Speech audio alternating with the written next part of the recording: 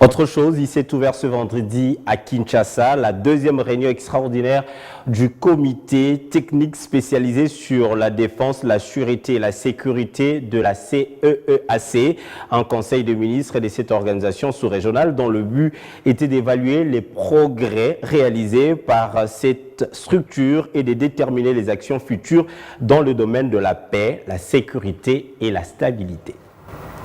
L'occasion était propice pour le président du Conseil des ministres de la Communauté économique des États d'Afrique centrale d'évaluer les projets réalisés par cette organisation sous-régionale depuis la dernière réforme. Didier Mazenga Mukanzu, ministre congolais de l'intégration régionale et francophonie, a salué la volonté commune de participants venus à la clôture des travaux de cette deuxième session du Conseil de paix et de sécurité de l'Afrique centrale.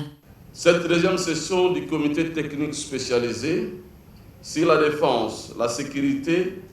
est donc à la fois l'occasion d'évaluer les progrès réalisés par notre organisation commune et de déterminer les actions futures dans le domaine de la paix, de la sécurité et de la stabilité. Voilà pourquoi il nous faut opérer une transformation profonde du Compact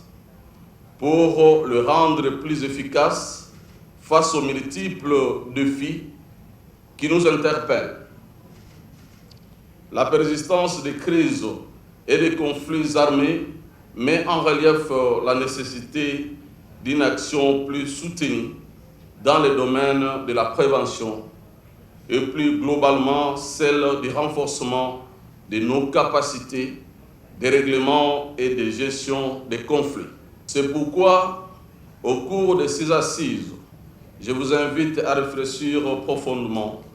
et à examiner toutes les questions inscrites à l'ordre du jour et à adopter des résolutions pertinentes à soumettre à la conférence des chefs d'État et de gouvernement. Dans la série d'allocutions qui ont caractérisé ces travaux, l'on a également retenu celle de Gilberto da Pleidade, président de la commission de la CEEAC, qui à son tour a insisté sur le contexte particulier de ces échanges. Excellences, Mesdames et Messieurs, les présentes assises se tiennent dans un contexte particulier pour la sous-région de l'Afrique centrale. En effet, au moment où notre communauté s'emploie à mettre en œuvre la réforme institutionnelle décidée pour nos chefs d'État et à renforcer ses capacités en matière de prévention et de gestion des conflits armés, un ensemble de menaces graves pèse encore sur la paix, la sécurité et la stabilité de notre région d'Afrique centrale. Les menaces contre la paix, la sécurité et la stabilité évoquées ont mis des membres